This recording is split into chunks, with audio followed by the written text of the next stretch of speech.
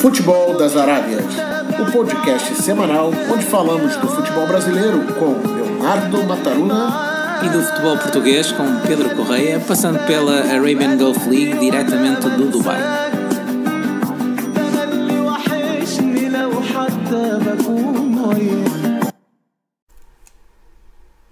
Bem-vindo ao episódio 23 do podcast semanal Futebol das Arábias. Eu sou o Pedro Correia. E eu sou o Leonardo Mataruna. E vamos mais uma vez abordar os temas do futebol brasileiro, do futebol português e também da UAE Pro League dos Emirados Árabes Unidos, entre outros assuntos que naturalmente estão na linha do dia. Estamos disponíveis em várias aplicações de podcast e começando pelo princípio, não é? Como se costuma dizer. Mandar nestes tempos desafiantes um grande abraço para todos os nossos ouvintes, em especial os que nos ouvem de Portugal e do Brasil, obviamente. Tendo em conta as circunstâncias atuais que todos conhecemos, mandar um forte abraço e desejar que toda a gente esteja bem e com saúde e que em breve a tempestade seguramente vai passar, não achas, Léo? Com certeza, o que a gente mais espera agora é justamente um ajuste, né, não só dos calendários esportivos, mas um ajuste da vida normal, né? Sim, tudo isso agora tem que ser ajustado, não é? Faz parte agora do plano para todos, não é? A gente tem acompanhado aí que muitos campeonatos ao redor do mundo já pararam. Sim. Né? No Brasil ainda continuou, né, até o final de semana passado, e aí a gente vai conversar um pouco sobre essa realidade agora. E em Portugal também tivemos... Não, esta jornada já não houve? Já não houve. Estava planeado haver a porta fechada, mas esta última jornada já não se realizou. E aqui nos Emirados também é a mesma situação. Portanto, esta última jornada nos Emirados ainda se realizou ainda com a porta fechada, à semelhança da anterior, e depois agora vai parar um mês. Mas lá iremos no fim. Vamos começar pelo princípio. O princípio é o Brasil, não é? Isso aí. E aí no Brasil, o Brasil também teve nos campeonatos estaduais os jogos com portas fechadas nesse final de semana, e muitas coisas interessantes aconteceram. Eu não ia começar pelo final, mas resolvi inverter a ordem e vou começar pelo final. No jogo do Corinthians com o Ituano, um clássico do estado de São Paulo. Por que um clássico, né? Não são duas equipes, né? Mas com o estádio de portas fechadas, os dirigentes tiveram uma ideia: colocar o som da torcida para tocar nos alto-falantes, né, nos speakers do estádio. Então quem estava do lado de fora, ou os jogadores no aquecimento dentro dos vestiários, ficaram se perguntando: ué, da onde vem tanta gente? Da onde vem esse som? Porque se está proibido, como é que tem gente aqui dentro? Mas quando entraram em campo, aquela surpresa que não havia ninguém dentro do estádio, mas os brados e vozes dos torcedores estavam lá sendo representados nos alto-falantes. Olá, eles gravaram isso num jogo anterior, correto? Exato. E eles estavam sempre a repetir o mesmo som durante 5 minutos e depois davam o mesmo clipe 5 minutos. Tens noção de como é que eles estavam a montar isso? Porque eu digo-te isto porque aqui na Liga dos Emirados também pensaram fazer isso. Depois não foram adiante, mas também pensaram fazer isso. Uma coisa interessante aqui na Liga dos Emirados, a primeira vez que eu fui comentar o jogo, né, que eu fui narrar o jogo, eu falei assim: pô, tem gente pra caramba aí gritando, né? Mas na verdade não, tinham 3 pessoas, mas elas estavam com o microfone do estádio. Sim. Né? Então eu fiquei surpreso dessa característica de que o próprio clube, para motivar os jogadores, deu acesso ao microfone aos espectadores. No caso lá do Brasil, existia uma ciclicidade e sim uma repetição do que era... Da faixa, não é? No fundo. Como um disco arranhado. Mas o Corinthians pegou o Ituano, mas essa estratégia aí da torcida não deu muito certo, não. O Corinthians acabou empatando de 1-1 e os torcedores que estavam em casa, muitos não aprovaram essa ideia, mas é uma ideia criativa. Em relação ao momento que a gente vive agora, Pedro, com o coronavírus, sabe-se que o contato corporal ele tem sido evitado na maioria das vezes, e principalmente nas saudações iniciais, né? Então muita gente diz, eu cheguei a ler um artigo esse final de semana aqui falando que talvez seja o fim do aperto de mão. Mas acho que é muito cedo para se falar isso, claro. E também é uma medida muito extrema, né? A gente sabe que por agora deve se evitar, né? Algumas pessoas tiveram a recomendação para cumprimentar as outras com um toque de cotovelo, outras com um toque de sapato, mas não deixa de ser toque, né? Sim. E principalmente se você adotar a técnica de tossir, né? Que é tossir justamente ali na articulação do cotovelo, ali claro. Pode estar se alojando o vírus e transmitindo de um para o outro. O que eu ia falar em relação a isso foi que alguns times, como o Botafogo e o Grêmio, entraram de máscara. Em protesto? Não um protesto, mas uma forma de alertar a população de que é necessário usar máscara e tal.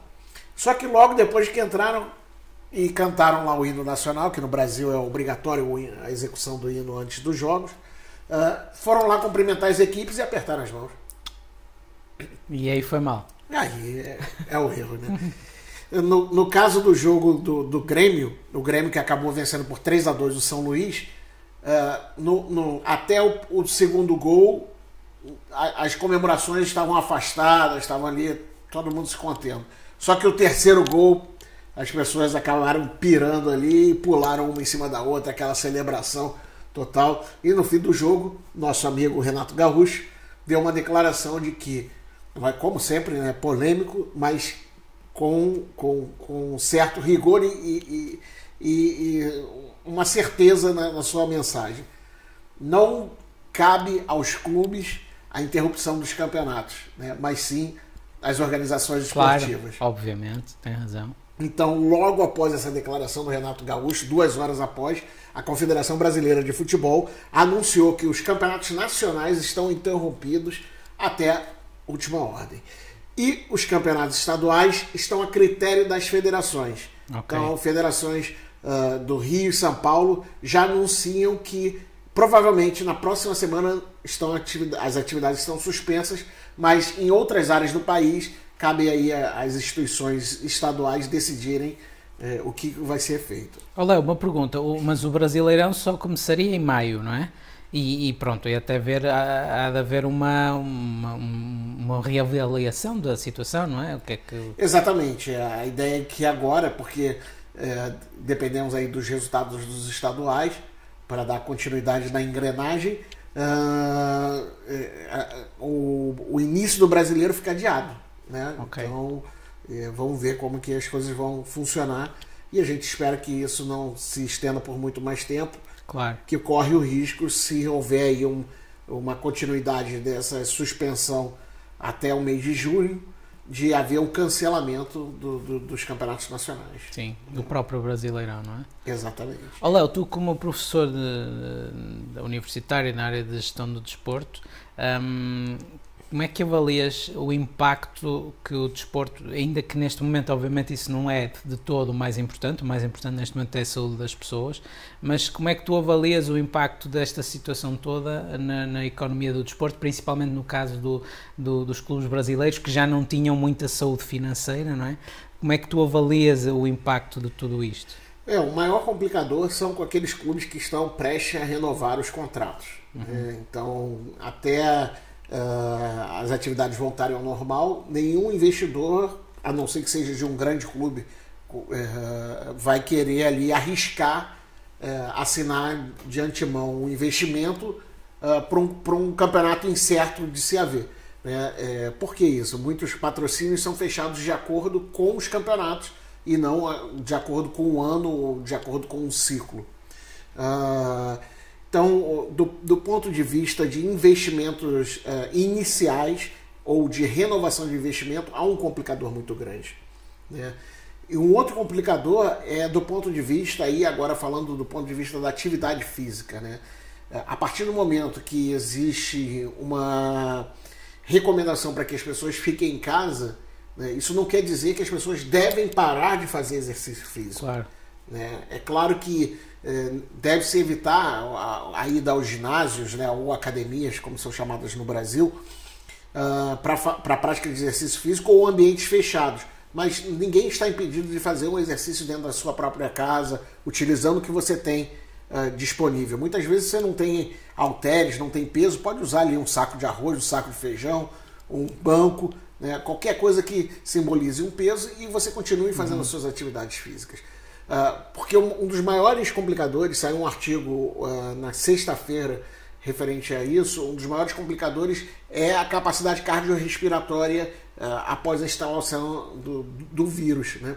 Então, se as pessoas estão com uma capacidade pulmonar e cardioventilatória elevada em função de uma continuidade de treinamento, há uma dificuldade da continuidade do vírus, né?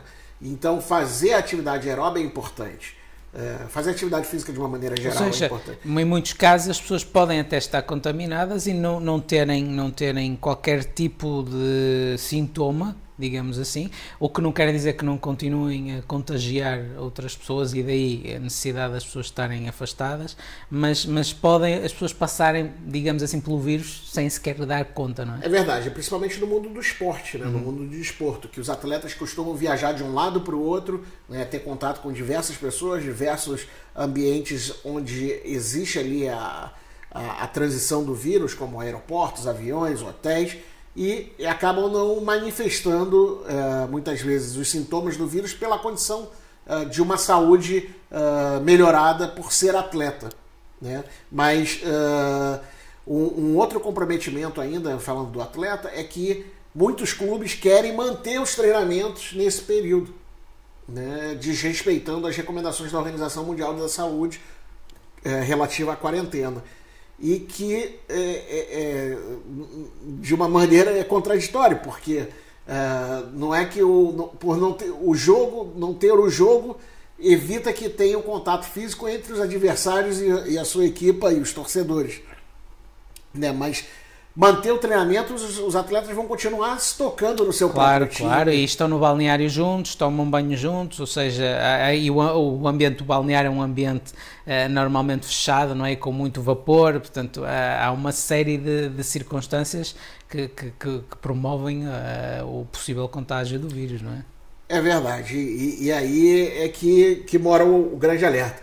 No caso se você é atleta e está nos escutando aí e houver a possibilidade de não se deslocar para o clube para treinar e poder treinar na sua própria casa, no seu próprio prédio ou em um local de área aberta, né, onde não haja circulação de muitas pessoas, faça uso disso para manter a sua condição física e quando retornar a sua temporada você continue aí tendo a melhor das suas performances, né? Pedro, vamos voltar a falar então sobre a questão dos protestos. Tivemos protestos em relação à questão das máscaras, da máscara não, do Covid-19, mas um protesto também positivo, vamos dizer assim. No jogo Vasco e Fluminense, o Fluminense acabou ganhando por 2-0 o Vasco da Gama, com gols de Evanilson e Fernando Pacheco, que é aquele jogador peruano. Mas na entrada de campo dos dois times, o Vasco acabou entrando com máscaras e o Fluminense entrou ali com a boca protegida pelo antebraço e apontando o cotovelo, né?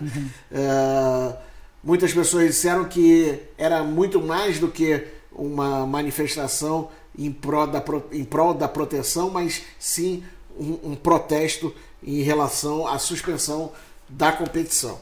Sim.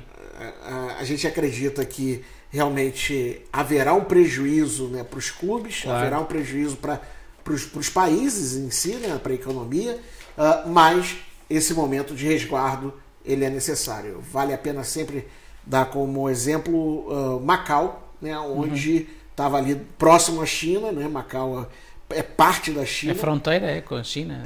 Mas acabou adotando a questão do resguardo de quarentena e o número de infectados foi praticamente mínimo. Sim, e a Coreia do Sul e a China estão numa situação também de regressão, já estão em fase regressiva, digamos assim, do contágio e da doença, felizmente. Portanto, é esperar que em breve na Europa também e no Brasil se consiga começar a dar a volta também. O maior receio, e aí eu acabei vendo um documentário sobre uma infectologista italiana, né, é que as pessoas não acreditavam no potencial do vírus. né? Então todo mundo, não, é uma simples gripe, não vai acontecer nada, isso é besteira. E assim que se suspenderam as atividades escolares e universitárias na Itália, muitas pessoas passaram a frequentar os cafés, os bares, restaurantes, né? E aí indo ali para balada. O que foi pior? O que foi pior. Né? Então, os italianos desse documentário acabaram por falar: aprendam conosco. Né? Nós erramos em não acreditar no potencial do vírus.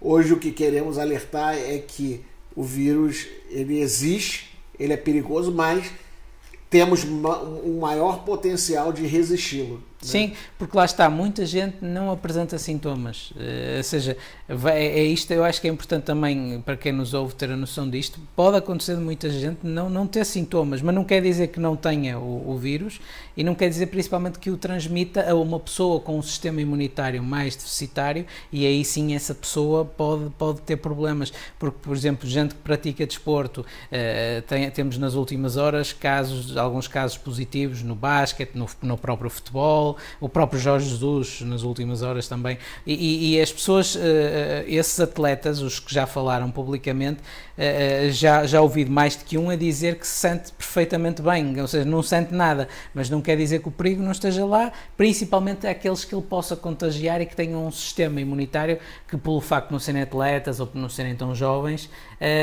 possam sofrer mais com isso. Portanto, é nesse aspecto que é importante que as pessoas acatem com as decisões, não é, da Organização Mundial de Saúde. Uma das grandes preocupações é que quando há suspensão de aulas nas escolas, né, os pais continuam trabalhando. Claro. E aí acabam por deixar os seus filhos com os avós.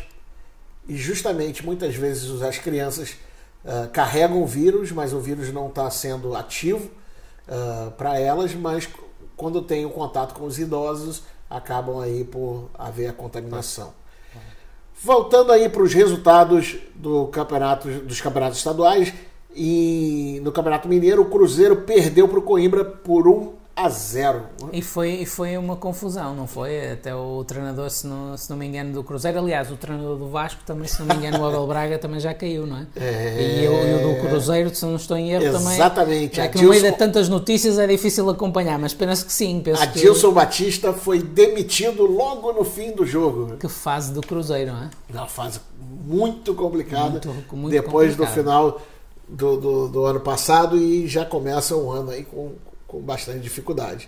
No Campeonato Goiano, o Goiás venceu por 2-1 o Apareciense. E, apesar do estádio vazio, os jogadores comemoraram com uma torcida imaginária. Sempre a criatividade brasileira. Sempre a criatividade. Sempre presente. Na Copa do Nordeste, na Arena do Castelão, o Ceará venceu por 2-1 o Sport, e tivemos ainda uma goleada na mesma competição do Botafogo da Paraíba, que venceu por 4-1 o Nacional de Patos, com 3 gols do argentino Lucas Simão. E interessante assim, uma coisa, Pedro, é que os jogadores estrangeiros agora no Brasil estão tendo uma melhor... Não são só os treinadores, os jogadores também estão exatamente, estão num bom momento. Estão indo bem. Tivemos ainda no Campeonato Paranaense Curitiba 4, Atlético Paranaense 0, e no Campeonato Gaúcho ainda Inter venceu por 4-1 o São José. Pedro, agora com essa nova recomendação da CBF, a gente vai aguardar as decisões dos campeonatos, das federações estaduais, e vamos ver o que vai acontecer. O que vai acontecer daqui para frente. Claro. O mais importante é que o nosso podcast não vai parar. Não, esse a não ser por força maior, não é? Porque hoje em dia já não podemos garantir nada a ninguém, mas sim, por nossa vontade, não, seguramente. Temos muitas novidades aí para comentar, mesmo com os campeonatos suspensos, teremos aí vários debates em ação. E vamos pegar aquele nosso aviãozinho, passando ali aquele álcool gel, botando uma máscara e partir para Portugal. Pedro, como é que foi aí a parada da Liga? Pronto, a Liga neste fim de semana que passou era suposto ainda haver jornada, à porta fechada, isso já estava decidido, mas era suposto haver jornada, mas segundo alguns relatos houve uma movimentação forte da parte dos jogadores, nomeadamente dos capitães de equipa, através de grupos do WhatsApp, em que debateram várias questões relacionadas com a segurança, obviamente, das equipas neste contexto, tendo em conta que as equipas, por exemplo, estagiam em hotéis onde estão turistas. É muito difícil, obviamente, não só para uma vida de atleta, mas também para uma vida normal, para uma vida comum, sermos totalmente ascéticos. Portanto, o risco está sempre lá. Obviamente que em locais de maior circulação o risco é maior e nesse sentido os atletas fizeram pressão também junto da Liga de Clubes e das autoridades para que se suspendesse o campeonato. Portanto, o campeonato neste momento está suspenso, não houve já esta jornada que passou, e agora a discussão no que ao futebol diz respeito está a migrar um pouco para o que é que pode acontecer, sendo que é muito difícil nesta altura prever o que é que possa acontecer se no caso do campeonato vir a ser retomado ou não. Aliás, isto não é neste momento, tendo em conta a situação que vivemos, o mais importante. O futebol passou a ser a coisa mais importante das coisas menos importantes neste momento, como diz o meu amigo e conterrâneo Vítor Oliveira. Agora mais que nunca, essa é uma grande verdade e portanto, obviamente que isto vai ter um impacto muito grande nas contas dos clubes e no futebol em geral, não é? Porque os operadores pagaram direitos, os patrocinadores pagaram sponsorização, os clubes têm os seus encargos com os atletas, apesar de não estar a haver atividade, não estar a haver competição. Portanto, há aqui muitos imbróglios. E sendo que o imbróglio maior é que não se sabe de facto se vai ser possível terminar a competição. E aí, Pedro, o que acontece aí? Como é que finaliza? Se hoje acabasse a competição, como é que ficaríamos? Pronto, essa está a ver a discussão de como é que se define o campeão. Há correntes que defendem que o campeão é definido com quem estava em primeiro no final da primeira volta, que neste caso era o Benfica. Outras correntes que defendem que o campeão deve ser definido tendo em conta quem estava na frente na altura da suspensão da competição, que era o Futebol Clube do Porto. E há ainda outras correntes que defendem que o campeonato devia ser declarado nulo, que é a corrente que eu defendo mais. Se não for jogado até ao fim, e eu não acredito que vá ser jogado até ao fim, não creio. Aliás, acho que até estrategicamente, e acreditando que tudo isto vai estar resolvido no mais breve trecho possível, acho que era muito melhor acautelar a boa preparação da próxima época, mais do que forçar o final desta época, mas isto é só uma opinião pessoal. Não conheço a legislação e dá-me a crer que, pela discussão que está a haver, não há uma legislação clara, ou seja, porque obviamente isto é uma situação inusitada que todos estamos a viver, não é? No futebol e não só. Portanto, eu creio que não há uma legislação, creio eu não tenho conhecimento, pelo menos, que diga claramente o que é que acontece numa situação destas. Portanto, agora não pode ter ali o jogo da moeda, né? Ver quem na moeda ou no dado. Pois. Ver quem vai ser o campeão. Né? Antigamente era porque assim que se resolviam os jogos, não é? Quando não havia penaltis. Era de moeda ao ar. Pois, Léo, é uma discussão que vai haver, provavelmente juristas pelo meio e leis pelo meio. A minha opinião pessoal é que se de facto não der para fechar o campeonato, eu creio que não vai haver espaço de tempo, nem condições, digamos assim, não é? Para isso, porque o choque é grande a nível económico, a nível social, o choque naturalmente vai ser grande. Eu creio que seria melhor olhar para o futuro, olhar para a próxima época e largar o passado, que foi esta época, quase que diria isto metaforicamente para a vida também. Largar o passado e olhar agora para o futuro. Uma coisa é certa, Pedro, depois da passagem desse vírus, dessa pandemia, nós vamos ter que nos reinventar socialmente. Sim, nada será como antes. A partir de agora nada mais será como antes, é o que eu acredito. O ritmo de vida super acelerado que tínhamos terá que ser reduzido. E digo uma coisa, né? É claro que ficar dentro de casa em quarentena é um esforço muito grande, principalmente para quem tem crianças. Tem gente que tem animais e precisa levar os animais na rua, né? Mas é necessário. Eu escutei ontem uma frase, eu não sei de quem é, me disseram que é de um jornalista português, mas que dizia: olhem os esforços do passado. Antes, para a guerra, nossos avós foram enviados, né?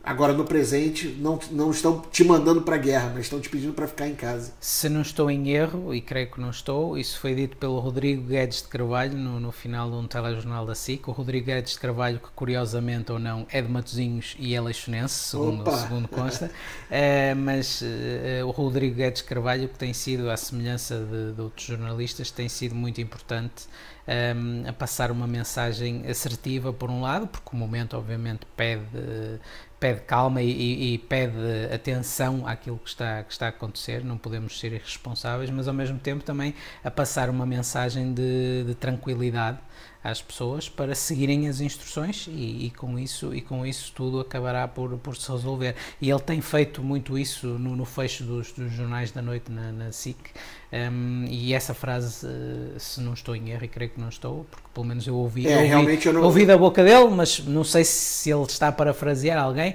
mas ouvi isso da boca dele, portanto os avós foram mandados para a guerra e a vocês é apenas pedido para ficarem no sofá.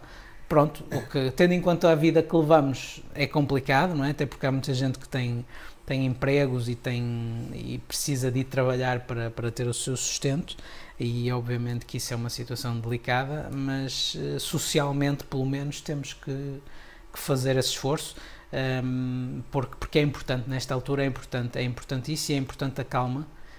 Manter a calma, manter o foco naquilo que tem que ser feito, e tudo vai acabar por ficar bem, mais cedo ou mais tarde tudo vai acabar por ficar bem, seguramente. Como dizem aqui nos Emirados Árabes, Inshallah. Inshallah. E aqui nos Emirados Árabes também há novidades nesse aspecto. Por falar dos Emirados Árabes Unidos, nesse final de semana tivemos aí algumas novidades, né, Pedro?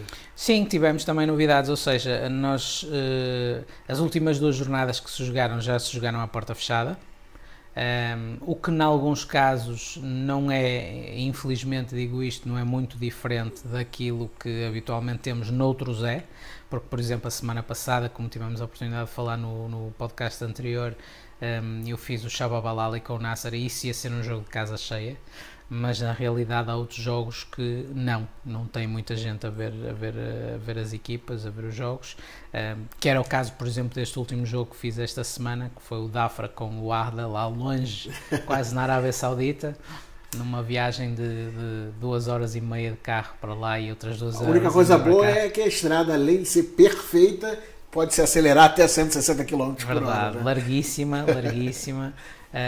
Eu não acelerei até 160 porque tenho receio já com o calor que está de me rebentar um pneu, portanto prefiro ir um bocadinho mais devagar e chegar lá inteirinho, não é? Portanto não me aventurei assim tanto, mas sim, pronto, é uma viagem grande, e esta semana, portanto, voltaram a haver jogos à porta fechada, e entretanto logo a seguir a sábado, que foram os últimos jogos, o último match day, digamos assim, no domingo a Liga veio a público e em consonância com aquilo que estão a ser as indicações gerais do Estado, suspender por um mês. Portanto, neste caso há uma suspensão com uma data prevista daqui a um mês.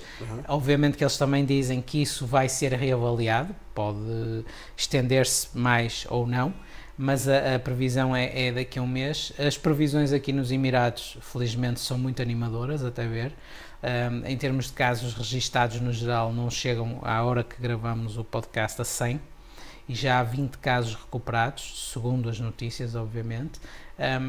Eu moro perto de um hospital e de facto não vejo grandes movimentações. Não, portanto, tirando as pessoas de máscara, é tudo mais ou menos dentro daquilo que é o normal.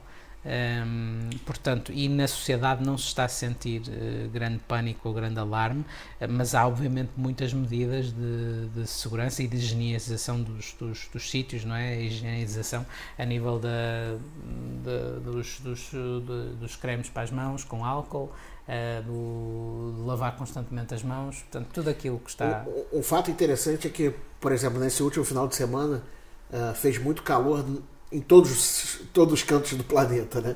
Mas principalmente em Portugal e no Brasil, né? E as praias, apesar da recomendação, no caso do Brasil, houve uma recomendação da Defesa Civil, onde os carros de bombeiros foram às praias com alto-falantes, pedindo à população que voltasse para casa, mas as pessoas não respeitaram e continuaram na praia. Em Portugal, pelo que eu fiquei sabendo, na região do Algarve, também estava bem cheia as praias. Não tinha essa noção. Na região do Porto, portanto, a região do Norte que é mais afetada, as pessoas recolheram, grosso modo, pelo que me apercebi. E aqui nos Emirados Árabes o que aconteceu foi que fecharam a praia. Porque aí eu falei, como assim fecharam a praia? Fechou a praia, ninguém entra. Então... Sim, é um estado musculado aqui nos Emirados, obviamente, mas eles aparentemente até ver estão a responder bem à situação, até porque o Dubai em particular é um sítio de muita passagem, não é? Como exatamente, é um hub, né? E eles estão a pôr medidores de temperatura por todo lado, portanto tudo que são espaços públicos, nomeadamente aos jogos em que fui também tive que fazer a medição da temperatura, portanto fui comentar, obviamente, não fui assistir porque não se pode assistir, e teve que se fazer a medição da temperatura a todos os intervenientes. Portanto, está a haver um controle tão rigoroso quanto possível, não é, da situação e a fazer fé nos números que vêm oficialmente, são números oficiais que vêm ao público. O país está a reagir muito bem à situação e está a conseguir manter tudo até ver sob controle. Pronto, aqui os Emirados têm outra vantagem grande, que é o calor. E já estamos a começar a chegar àquela fase de algum calor, de temperaturas nos 30 graus de máxima, portanto, e até ir um bocadinho acima, e obviamente que isso dificulta um pouco a propagação do vírus e até o próprio adoecimento das pessoas, porque são duas coisas diferentes, uma coisa é a infecção e outra coisa é o facto da pessoa ficar doente com a infecção. Portanto, e nesse aspecto a temperatura e a condição geral, pelos vistos, está de facto também a ajudar, o que é bom. Agora as próximas semanas dirão também o que é que vai acontecer, mas houve futebol, esta jornada e pronto, e houveram vários resultados interessantes. Podemos falar sobre isso se quiseres. Vamos lá então. Tivemos alguns bons jogos nesse final de semana. Baniás 2, Calba 1. Pedro. Este jogo era um jogo de equipas que podiam cair no poço.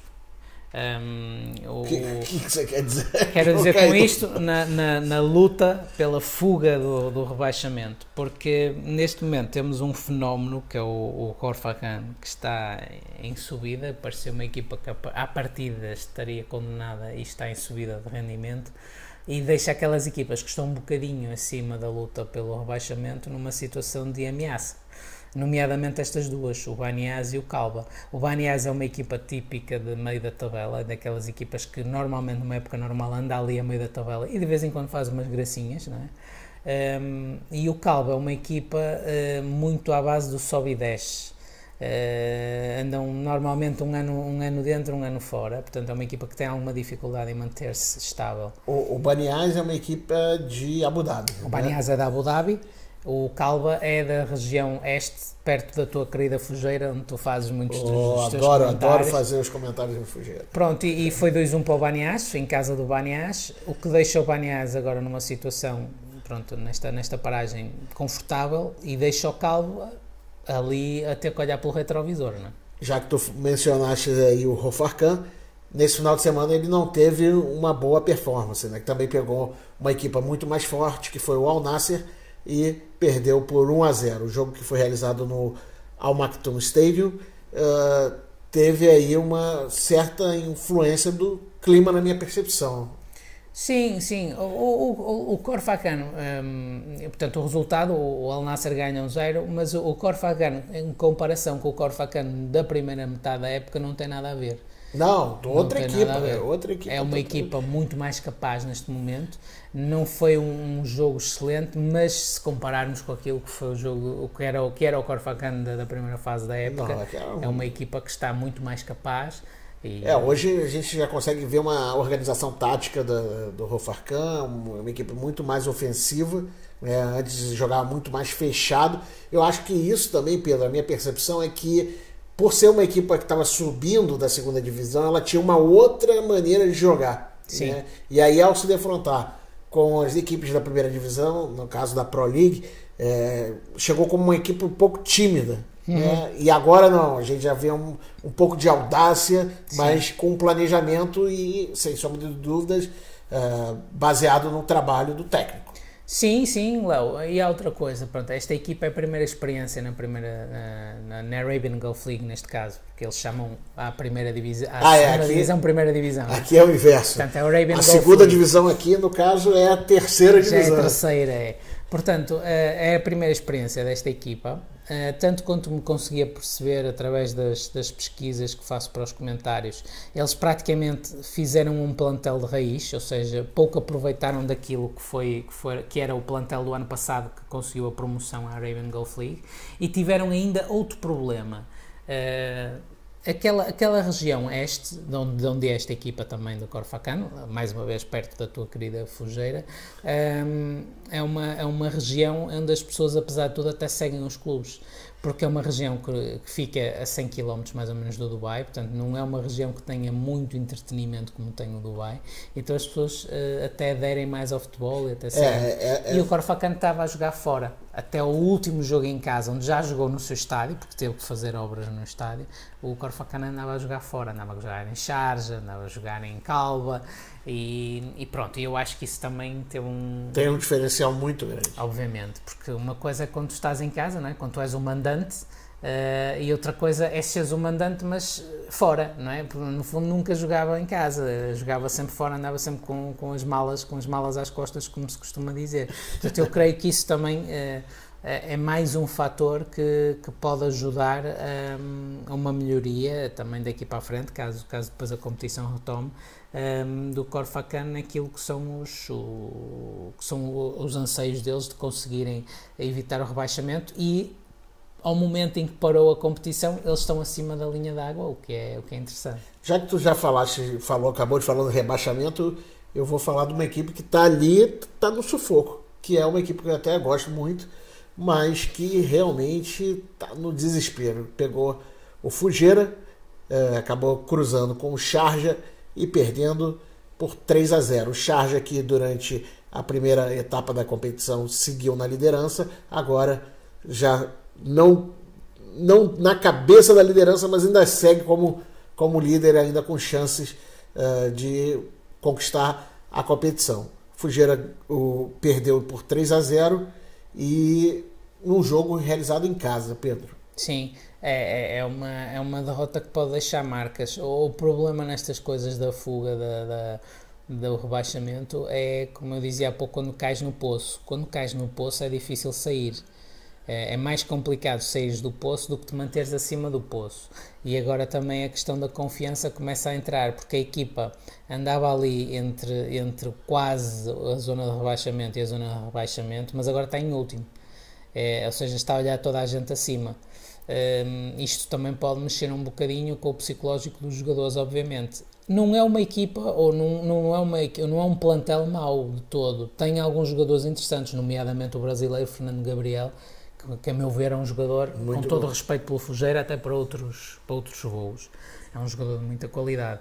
Tem o Jonathan também. O Jonathan não é muito consistente nas suas performances, mas é um jogador, quando pega, também é um jogador que pode ser importante. O Jonathan é um jogador muito ligeiro, né? Um jogador de mais explosão, e ali, quando consegue se infiltrar, consegue fazer boas assistências e até marcar gols. Mas o problema todo, no meu ver também, do Jonathan, é a estatura, né, que ele é um pouco menor do que os outros jogadores. Quando pega uma equipa que tem bons zagueiros mais altos, acaba por ter uma certa dificuldade. Mas é um jogador que também faz diferença em campo. E tem alguns jogadores locais que não são maus de todo. Eu vejo ali um jogador ou outro com algum potencial e vejo ali alguns jogadores com capacidade.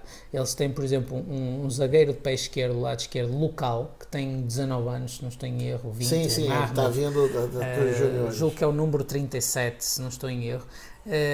Que joga normalmente de zagueiro do lado esquerdo. Obviamente que a posição de zagueiro e a posição de goleiro é sempre uma posição delicada para meter um miúdo, um jovem, porque há sempre uma altura ou outra que ele comete um erro, ou que entra tarde à bola, ou que entra cedo demais, mas é um jogador a quem eu reconheço, pelo menos na minha opinião, acho que é um jogador que tem algum potencial, é um jogador interessante e tem feito vários jogos. Agora, claro, numa equipa que está, digamos, com a forca na garganta, pois isto pode complicar, mas pronto, é uma derrota que também por outro lado é normal, é uma derrota com o campeão em título, em casa, mas é com o campeão em título. E por falar em campeão, o Al Ain, que é uma equipe que é bastante conhecida na Europa, acabou perdendo para o Al Jazeera por 3-1. É verdade, isto aqui é de alguma forma uma cimeira portuguesa também neste jogo, porque o Jazeera, treinado, como sabes, pelo Marcel Kaiser, que foi treinador de Sporting, e o Al Ain, orientado pelo Pedro Emanuel, que é português. Foi um jogo bastante disputado, foi um jogo onde há queixas relativamente à arbitragem, porque houve uma expulsão muito controversa e houveram lances muito controversos. O Al Ain vinha numa recuperação clara a nível de resultados e está, não é por ser português, mas sinceramente acho que o Al Ain está muito melhor neste momento do que o que estava, até nos processos de jogo, na forma como joga, os próprios jogadores. Ouvi da boca do Caio dizer que está muito satisfeito com o trabalho de Pedro. Portanto, as perspectivas para o futuro são boas. Agora, esta derrota atrasa um bocadinho, deixa o Jazeera um bocadinho mais na corrida outra vez, e atrasa um bocadinho a perseguição que o Al Ain estava a fazer ao Shabab Al Ahly, mas pronto, vamos ver se o campeonato depois retomar o que é que vai ser feito, né? O Shabab Al Ahly foi ao Rashid bin Zayed Stadium para jogar contra o Ajman e goleou por 5-2. O Shabab Al Ahly, que a semana passada despediu o treinador, portanto agora tem um treinador que estava no Sub-21, um treinador espanhol que subiu à primeira equipa. Eu não percebi ainda se ele vai ser até ao final da época o treinador ou se é um treinador interino por agora. O que é certo é que a chicotada, como sempre, deu efeito na primeira laxada, não é? Deu efeito, e 5-2 fora no Ajman é um excelente resultado.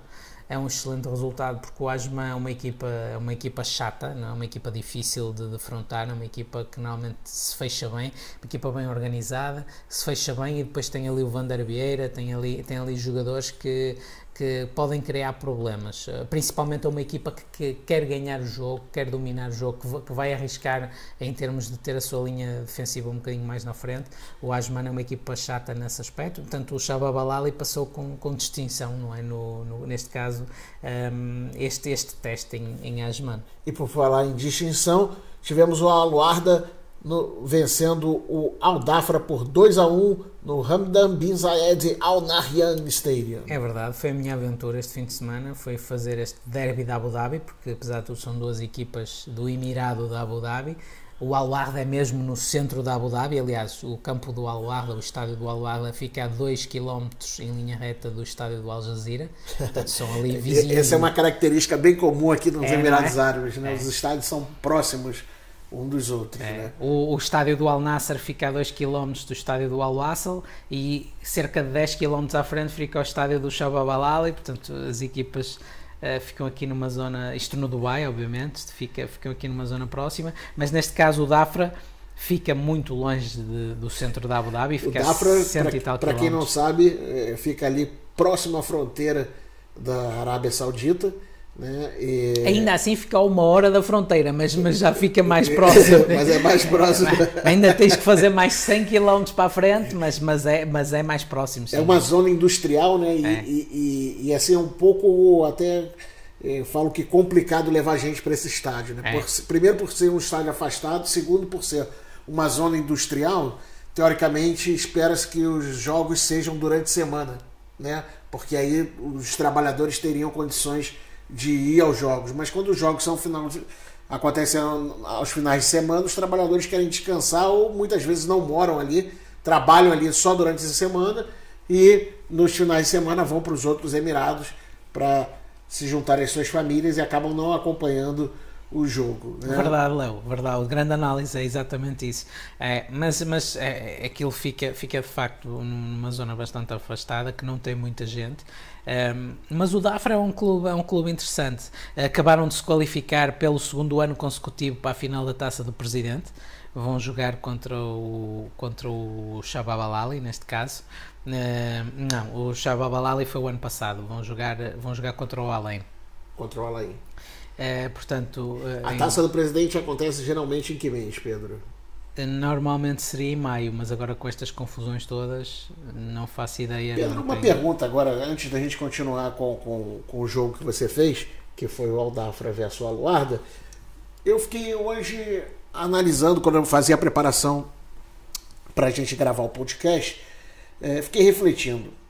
Se por acaso os jogos forem adiados, né, por mais um mês. A gente sabe que daqui a um mês, exatamente no mês de abril, estaremos no Ramadã, né? Então os jogos já tendem ali a serem reduzidos pela questão de ordem religiosa. No mês seguinte já estamos praticamente no verão, onde as temperaturas costumam ser altíssimas e, se não estou enganado, no mês de maio já chegamos a ter temperaturas na casa dos 38, 40 graus, às vezes 42, 45 graus. Como é que ficaríamos aí, Pedro, pela tua experiência de anos passados nos Emirados Árabes? Não, Léo, se a questão da saúde pública não se colocar mais e for para rearrancar para arrancar novamente com a competição, o que vai acontecer é, enquanto não for Ramadão, portanto nos fins de semana, que será para aí no máximo antes do Ramadão que possa haver competição, portanto os horários são iguais ao costume. E depois, entrando no Ramadão, o que eles fazem à partida é, os jogos são às 10 da noite, começam às 10 da noite. Ah, olha aí, que bacana, não sabia. E em vez de serem 2 dias, os jogos cada ronda tem 3 dias. Ou seja, tens 2 jogos num dia, 3 jogos num dia e mais 2 jogos no outro dia. E sempre às 10 da noite. Obviamente que a temperatura... falar que às 10 da noite eu me lembro que no ano passado fazia 40 graus. Não, a temperatura não é tão quente como durante o dia, mas tens o problema da umidade. Eu até acho que à noite, maior que o problema da temperatura é a umidade. Porque a umidade, na transição do quente para o muito quente, digamos assim, a umidade sobe de uma forma brutal, principalmente em Dubai e em Abu Dhabi. Em Sharjah também, neste caso, todos os jogos que forem disputados perto da linha de mar, e agora pensando bem, a maioria deles são de facto, se tirares Hatta, se tirares Dafra, se tirares Banias, Al-Ain, portanto são 4, 5 clubes que eventualmente não jogam perto da linha de mar, todos os outros jogam em linha reta a menos de 10 km da linha de mar, e aí tens uma umidade brutal. O que acontece é que depois o jogador começa a arfar, portanto, quer respirar, a umidade é tanta que pronto, parece que está a aspirar água, não é? Parece que não tira oxigênio. Isso um médico poderá explicar melhor, um fisiologista, mas a verdade é que, pronto, obviamente que isso interfere muito no rendimento dos jogadores, os jogos tornam-se mais lentos, mas eu creio que se houver a oportunidade de acabar a competição, eu creio que eles vão acabar a competição nesse formato, nesse formato que te falei. Portanto, só para recapitular, o Dafra perdeu 1-2 em casa com o Warda. O Dafra teve a ganhar 1-0, porque é uma equipa bem organizada, uma equipa que joga com 3 defesas, que depois normalmente no processo defensivo passam a ser 5-4-1. Portanto, é uma equipa que a nível defensivo põe muita gente atrás e que defende bem, é uma equipa que não dá espaço, porque eles juntam muito a linha do meio campo com a linha de defesa e deixam só o João Pedro lá na frente a tentar apanhar uma bola perdida, e saem rápido e saem com qualidade, porque tem, para além do João Pedro, tem o Khalid Bouazir e o Sohail de um lado e do outro, que são jogadores que têm capacidade técnica, têm alguma velocidade e que saem com qualidade para apoiar o João Pedro. João Pedro, jogador brasileiro, camisa 9. Né, e é craque. Que é um craque. É craque. É um craque. Se ele não estiver a ouvir, um abraço. Um abraço aí, João Pedro. João Pedro. És craque. Meu amigo, não é fácil não. Ser craque no deserto requer aí. Faz golos, toca bem a bola, segura bem. Às vezes eles têm que jogar longo de trás, ele segura, espera pelos companheiros. A bola sai sempre, como nós dizemos em Portugal, redonda. Não sei se é verdade, sai redondinha. Entrega bem, ele é forte, ele é um jogador, para além de tecnicamente evoluído, é um jogador forte e faz um golaço. Ele faz o gol do Dafra, é um golaço, é um bom cruzamento. Eu vi esse gol. E ele vai lá acima e dá uma cabeçada de cima para baixo, é um gol à ponta de lança, à centroavante. E é de facto, eu sou fã do João Pedro. Eu também. Qualquer dia vamos trazer o João Pedro aqui no programa para falar um pouquinho. Hein? E para fechar a rodada, tivemos ainda Al-Wassa 3, Rata 2. Jogo esse realizado na casa do Rata, lá no Hamdan bin Rashid Stadium. É verdade, pronto. Para o Rata era um jogo importantíssimo porque está abaixo já da linha d'água e quer sair, obviamente. E para o Al-Wassa era praticamente o jogo da garantia. Podemos falar que era o jogo da morte? Neste caso o jogo da vida. o jogo da vida, porque o Al-Wassa está a meio da tabela, está tranquilíssimo, mas de qualquer das formas esta vitória é praticamente o carimbo total de não ter problemas. Dá mais oxigênio ali para... Sim, à partida não vai ter mais problemas e pronto, agora é uma questão de olhar para cima e ver até onde consegue chegar. E com isso o Shabab Al-Ahli continua na liderança com 43 pontos na primeira colocação. O Al-Ain na segunda posição com 37 pontos, Al Jazeera na terceira posição com 36 pontos, Al-Warda 35, Sharjah 35 na quinta posição. E logo ali na traseira do Sharjah temos ainda o Al-Nasser na sexta posição, sem muitas ameaças, com 31 pontos. Lá na rabeta, lá no final da nossa classificação, temos o Fujeira na 14ª posição com 12 pontos e acima dele o Rata na 13ª posição também com 13 pontos. O Rofarkan, que vem aí se reerguendo a cada rodada, segue na 12ª posição com 15 pontos, podendo passar rapidamente o Calba, que segue com 16 pontos. E foi assim o episódio número 23 do podcast semanal Futebol das Arábias. Eu sou Leonardo Mataruna. E eu sou Pedro Correia. E aqui estaremos na próxima semana. Cuide-se, use bastante álcool gel, máscara, proteção, fique em casa, acompanhe a gente e mande suas dúvidas, sugestões e recados, comentários para futeboldasarábias@gmail.com ou gmail.com. Não se esqueça que estamos também disponíveis em várias aplicações de podcast. Vamos ficando por aqui, deixa um forte abraço e até a próxima semana. Abraço, até a próxima semana a todos. Futebol das Arábias, o podcast semanal onde falamos do futebol brasileiro com Leonardo Mataruna e do futebol português com Pedro Correia, passando pela Arabian Gulf League diretamente do Dubai.